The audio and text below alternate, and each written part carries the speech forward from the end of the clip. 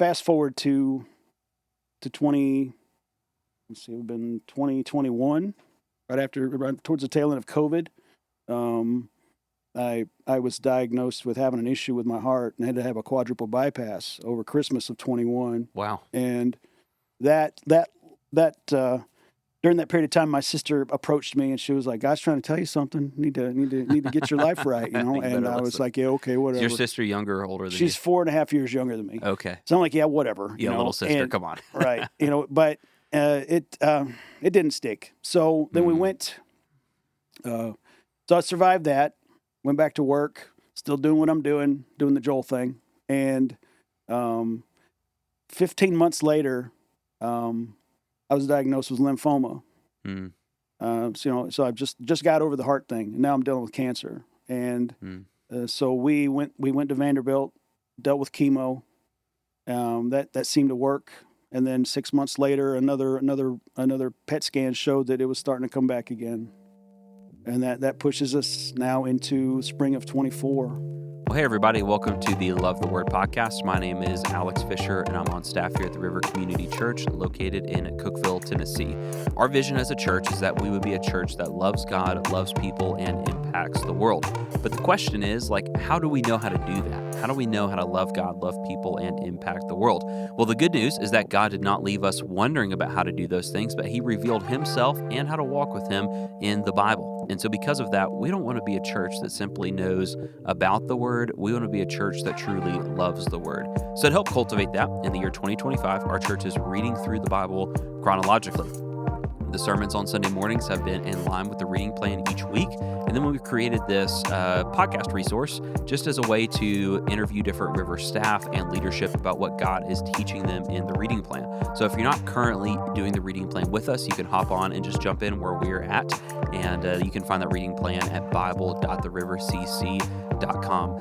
For the purpose of today's podcast, we're in the middle of a sermon series titled Redemption in the Ruins, where the idea of the sermon series, if you don't know where we're at in the reading, things are not going great for the people of Israel. They're kind of getting some judgment, some really hard seasons for what the sin they've committed and the predicament that it has gotten them in. But throughout all of Lamentations, Jeremiah, Ezekiel, we see all of these promises of hope and redemption, even for a country, a people that are in complete ruin.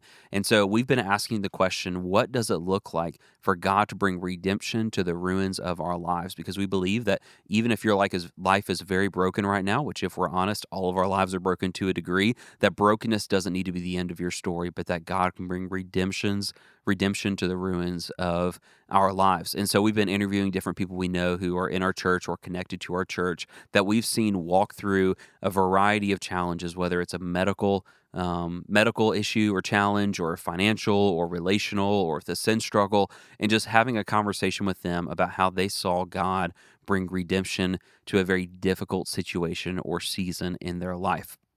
So today we have Joel Branson with us. And Joel, we are so thankful that you have decided to come on Love the Word. Thank you for having me. Yeah. So Joel we'll get to his story here in just a minute, but Joel, why don't you just share a little bit with us about who you are? How did you end up in this area? Just who is Joel Branson? Okay. My name is Joel Branson. I'm almost 56 years old. I'm a father of 5, including stepkids. We moved to Cookeville in 2017. My wife and I were married in 2004 up in Illinois, and at the time my stepkids were too young to get out of the state because of issues with their father and stuff like that. So we had to wait till they were a little bit older, and but we were drawn to this part of the country because I love this part of the country. So we kind of put feelers out and asked the Lord to figure out a way to get us here, if at all possible. Not necessarily Cookeville, but somewhere in this part of the country. Sure. And a job opportunity opened up itself, and so we found ourselves in Cookeville. Moved almost exactly 8 years ago. Yeah. And we moved here, and now when I said that God brought us here, I was brought up in a Christian home. Both my grandfathers were Baptist preachers. My dad is a semi-retired Baptist preacher. My sister is is a worship leader at a big church on the outskirts of Indianapolis, and she's probably one of the most godly people I know. She's amazing. And so during the course of my 20s and early 30s, I was a hot mess. I joined the Navy. I went through a couple of practice marriages, and it just wasn't a good time in my life. Sure. And I found myself had an opportunity to reconnect with my high school sweetheart in my mid 30s, and we decided to try to make a go of it. And we've been married over 21 years now. Wow. And it's been an amazing ride being with her. But anyway, during the course of all that, I would through both of those marriages and now my marriage to Kim, we'd get with the church, and it wouldn't, I would lose interest after a few weeks or whatever, and just kind of go away. And a few years later, we tried again somewhere else. It just never stuck. I was not, I was not living a godly life, but having been brought up in that household, I knew what was expected of me as a Christian, as a dad, as a husband. I was not leading a godly life at all. And I dove into the world of alcohol quite a bit and things like that. We were party animals when we got married, things like that. So it took a long time for that to kind of run its course, so to speak, and fast forward to 2021, right towards the tail end of COVID. I was diagnosed with having an issue with my heart and had to have a quadruple bypass over Christmas of 21. Wow. And that during that period of time, my sister approached me and she was like, "God's trying to tell you something. Need to get your life right, And I was like, "Yeah, okay, whatever." Is your sister younger or older than you? She's 4.5 years younger than me. Okay. So I'm like, "Yeah, whatever." Little sister, come on. Right. But it didn't stick. So then we went. So I survived that. Went back to work. Still doing what I'm doing the Joel thing. And 15 months later, I was diagnosed with lymphoma. So I just got over the heart thing, and now I'm dealing with cancer. And so we went to Vanderbilt, dealt with chemo. That seemed to work. And then 6 months later, another PET scan showed that it was starting to come back again. And that pushes us now into spring of 24. Yeah. So in the spring of 20, a little over a year ago. Right. Yeah. So spring of 24. They decide they're going to give me chemo again, and so they give me a 4-day long chemo, a daily thing for 4 days in a row, and that's what actually made my hair fall out. So I get home from that, and shortly thereafter was when we'd been kind of dabbling a little bit, going to the river every once in a while, but not really, attending regularly. My wife reached out to Dean McKenzie and asked him about what kind of life group situation we could do or whatever. And we ended up joining their life group. And that was kind of a game changer for us because we were immediately surrounded by as much love and support as we could possibly imagine. And through the course of a couple other contacts, I ended up making contact with Ethan here at the river to join the worship team. And I was a singer when we were up in Illinois. I was in a rock band and stuff like that. So I'm used to doing that kind of thing. And so he was good enough to let me join them a few times during the spring and summer of the early summer of 24.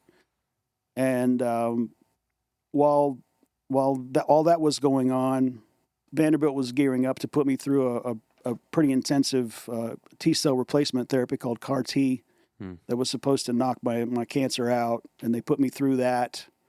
My wife and I were living there on campus, right next to campus, for about 6 weeks last summer, and coming back from that, we signed up for the membership class here at the River last August, and going through that, we were completely planning on being doing that here at the River. Yeah. And while we were there, we met up with the people that we're starting up the Oasis Mm-hmm. venture over in Baxter, and Yeah. so we kind of started talking to them and felt led that way, and I ended up sliding over there, and now I tag team with the main worship leader as the worship. I'm the guitarist and one of the vocalists there at the Oasis Church now. So it's the thing that God has kind of placed in my path to get me here. I kind of feel like God did this for me instead of to me, as far as all the cancer and everything, because it kind of put me in a headspace that let me get to that kind of place in my life where I don't think I would have been there otherwise. I'd still be doing the Joel thing, if you want to call it that. So It is so interesting that you put it that way, that God did this for me. mhm. We have heard, I mean, I think you're the fourth interview I've done for this series, and I have heard that in some variation on every single one. Awesome. Like the I mean, it would sound crazy to the world of like that in some way this season, this challenge, this sickness, that God was doing this for me, like that he was going to bring something beneficial out of this is insane to even think about. And I got questions. Mhm. So let's roll back the Yeah, time a little bit. I kind of jumped through the whole story, didn't I? No, you did. I mean, it was like here, and I wrote down some questions as you were talking. So, so first off, I'm just out of curiosity before we even get into what happened with cancer and Mhm. everything. But when you moved here from Illinois, Mhm. you and your wife, was there something that surprised you about living in the South that was not true about living in Illinois? It was baffling how when you go to like a high school football game, they would Mhm. actually pray before the game. That was Yeah. that was refreshing. Yeah. And it kind of felt like we moved to, there's that song God's Country that country singer put out a few years ago. I don't remember who it was. Anyway, that it felt like we were no longer behind enemy lines, so to speak. Mm. What part of Illinois did you guys live We in? were in northwest Chicago suburbs. Okay. It was the area we lived in was, I mean, it was a nice area. It was not crime ridden or anything like that, but Sure. it was definitely not a godly place to live. There were churches around, but they were few and far between compared to here. Oh, yeah. And the here, it's you walk around and you see every other person you see is wearing a shirt that says something about Jesus on it, or a church that they go to, or what Mhm. have you. It's a completely different environment than where we used to live, and I regret not trying to do it earlier. Sure. If we'd moved here 10 years sooner, I think our whole family would have been better off. Sure. So So when you guys came to the river, remind me, what year was that when you started trying the river out? probably 2019, maybe on and off. Sure. We'd go for a week or two, and then we'd stray away for a few months, and then we'd come back here. And Gotcha. there, it was on and off. It wasn't really steady at all. So do you feel like what you experienced with your sickness and things like that pushed you to be more committed, or Yeah, it kind of there. Well, after I failed to mention, when I was going through my heart thing, my sister told me, "God's trying to tell you something, right?" So then when I was going through cancer, 15 months later, she came at me again with the same Yeah. thing. She, Yeah. I told you last time, I'm telling you again. God's trying to tell you something, and I'm like, whatever. I know, but it didn't change anything. Mm. When the third time came around, when she and I had a pretty long discussion about it, and she pretty much said the same thing, but maybe not the same way. I don't remember exactly how that conversation went, but she's like, "You seriously you need to put some serious thought into where you are with God, because he's I feel like he's giving you chance after chance after chance to get your act together, because you're simply not living for him." So I let it sink in, and I started thinking about it some more, and I started pondering. I think I actually might have heard a sermon either here or maybe online. I don't remember, that made me start thinking about. I don't remember the actual thing that triggered it, but I started thinking about all the things that God has put in my life that I had to be thankful for. You know, so instead of thinking about, you know, wishing I had this or wishing I had that or fantasizing about how it could be different, start looking at all the stuff that I've got. You know, Sure. I've got, you know, I'm still alive, first of all, you know, and I've got an amazing family. I got an awesome job. I live in an amazing town, you know, surrounded by these amazing people in this church, and I have so much to be thankful for. And so I started developing that spirit of gratefulness, and it kind of took over my whole walk with God these days is about being thankful. I'm thankful for pretty much everything. If you ever hear me pray aloud, that's all I'm doing. I'm thanking Him over and over again for different things, and that's pretty much all I'm doing, because I don't need anything. I mean, I feel like God has given me so much to be thankful for, and for me not to thank Him continually for it feels like I'm you know, disrespecting the opportunities He's given me or whatever. And going through all this it's taken away all the fear of pretty much everything. I'm really not afraid of. I'm not afraid of death. I'm not afraid of being in front of people. I'm not afraid of, you know, pretty much anything. I mean, I jumped out of an airplane back in April. Oh my gosh. We went snorkeling with sharks back, you know, later on that same month. I mean, Wow. I haven't tried riding a bull yet. Are you going to try riding a bull? I'm probably not. I think I'd rather jump out of a plane Oh, good. again. I choose neither. Option C. But neither. yeah, I haven't tried chasing tornadoes or anything like that. But I definitely it's changed my whole view of how I see things that normally used to you couldn't have paid me enough to get out of an airplane, you know, 2 years ago, 5 years ago. I'm completely. I feel like God has kept me alive for something great, and Sure. I'm embracing it, and I'm continually asking Him to just do it. Yeah. You know, get on with it. Let's see what you got. You know. Yeah. So you mentioned that your wife had reached out Mhm. about life groups, Mhm. and that you guys ended up going to Dean and Christie's life group. Yep. What role did being around solid community have in helping you guys walk more faithfully with the Lord? You know, They walk through Mhm. periods of sickness and things like that. that level of support. I mean, it was immediate. They laid their hands. He actually coordinated with the deacons here to anoint me with oil one Sunday during that whole situation, and they laid hands on me and prayed over me on another situation when we were actually at their house, and it was immediately like walking into a whole family of people. It was and we'd heard from the very beginning, even at other churches that we dabbled in over the years, about you join a life group, you know, or small. They call it small. Right. Some places call it small groups, some call it life groups. And we were like, yeah, whatever. You know, we're not joiners. We just, you know, I'd rather have my Tuesday nights to, you know, watch House or something, you know. But I'm not. I was not a, you know. It never really stuck. But after we went there for the first time, we were like, oh yeah, we felt like we've been missing out. So we were hooked after that. So, and after sliding over to the Oasis and that new venture, we started up with a new life group over there with that group of people, and it's also doing some amazing things. So it's, you know, we miss Dean and Christie's group quite a bit. We're still really good friends with all those people. Yeah. But we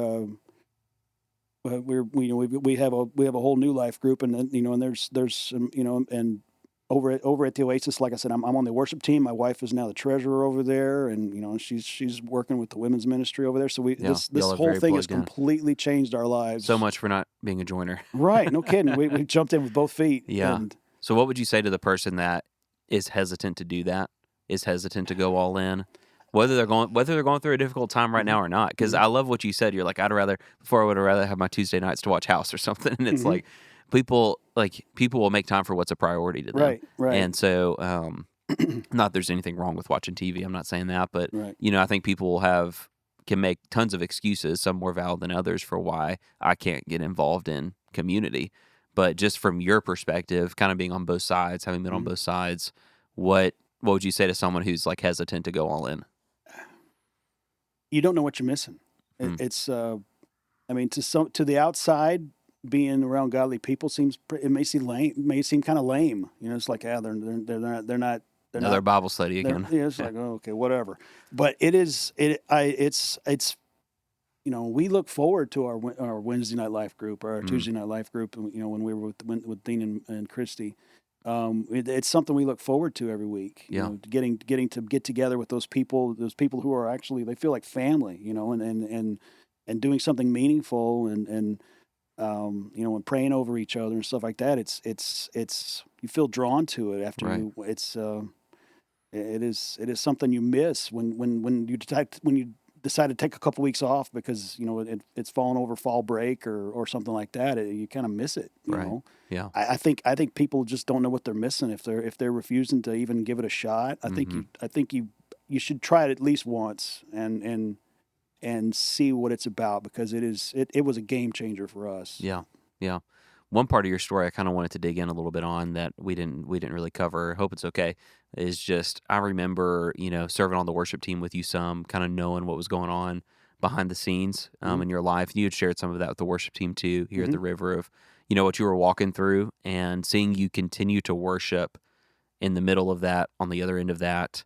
And I just wanted to ask you, what role did worship play as you were walking through, sickness? It played a huge role. I've like I mentioned earlier, I used to be in a rock band. I'm very musically driven. I've got music going in my head as we speak. It's all the time. Sure. And I've switched over from the secular stuff that I used to listen to. It's more Christian music. I have my folders full of Christian music on my phone, and we just kind of that's what we listen to pretty much exclusively. Yeah. And it is.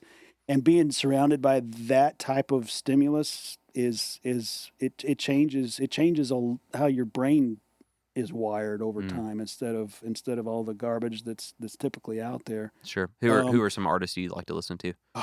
I'm a huge fan of Chris Tomlin. I absolutely love Mercy Me. I could listen to them all day long. Dude, they have the what's the name of that one album? It's got like a blue cover that Mercy Me did. It's old. It's from 2002 or something. I like their old stuff. I also like Chris Tomlin's first couple albums are really good too. Yes. This is a complete sidebar, but his old stuff is excellent. Mm-hmm. Anyone else you like to listen to? I know I'm putting you on the spot. That's okay. Oh gosh, I'm drawing a blank now. You put me on the spot. We the Kingdom is pretty awesome. Through the worship over at Oasis, we have, we do 3 or 4 songs every Sunday, right? And sometimes there's a new one thrown in the mix. Yeah.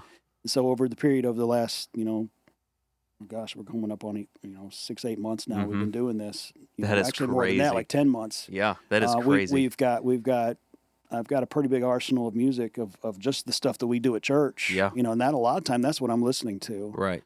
I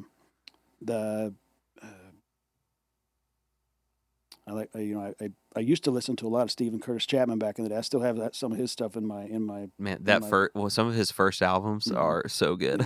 Yeah. One of my favorite things to do is show some of the college students some of those early mid 90s Stephen Curtis Chapman, and they're just like, "Whoa, this is so good." I'm like, "I know, this was such a fun era of Christian music." And some of the Sundays, a couple of Sundays that Cheyenne had to be out, over at the Oasis, I get to pick whatever I'm going to be singing for the rotation. I like one Sunday I sang "I Can Only Imagine," and then "Word of God Speak," things like that from Mercy Me. That's a great song. Those are some of my, I could listen to that all day long. Yeah, and that's I think they're probably my very favorite band of any flavor. One of my first concerts was a Mercy Me concert. Really? Yeah. I haven't never seen them live. Yeah, but so to kind of go back to, sorry, that was definitely off topic, but the something you said was like it changed how you think, and I think that just there's a great nugget of wisdom there, just regardless of what you're walking through, being careful of the voices you're allowing to speak into your head. Like it is so formational, what you listen to, what you watch, what you read, people you spend time with, and that's just a theme I'm hearing in your story of, man, we got in a life group, we're changing the stuff we're listening to, our whole rhythm of life has changed, like we're going all in at church. And like there seems to be, and this is true for I think for all people, a correlation of, you know, your walk with God, your outlook on life, and the voices you're allowing to form you. And this, I think, is just, regardless of what people are walking through, whether it's something really serious or, maybe not as serious, like it matters what you're allowing to form your thoughts Mhm. and how you walk. And so it's cool to hear you share. I mean, just kind of hearing about how much of that has shifted for you. So where, in terms of, kind of where you're at right now, health wise, Mhm. what's the update current day? I had they wrapped up my CAR T treatment last August, and I had I'm sorry, I guess it would have been late July. This past July, I had a follow up PET scan, and I Mm-hmm. was 100% free and clear. Wow. That's awesome. They they're wanting to do, and I have blood work again in 6 months at Vanderbilt, and Mm-hmm. then another PET scan next summer. I think it'll be sometime in July.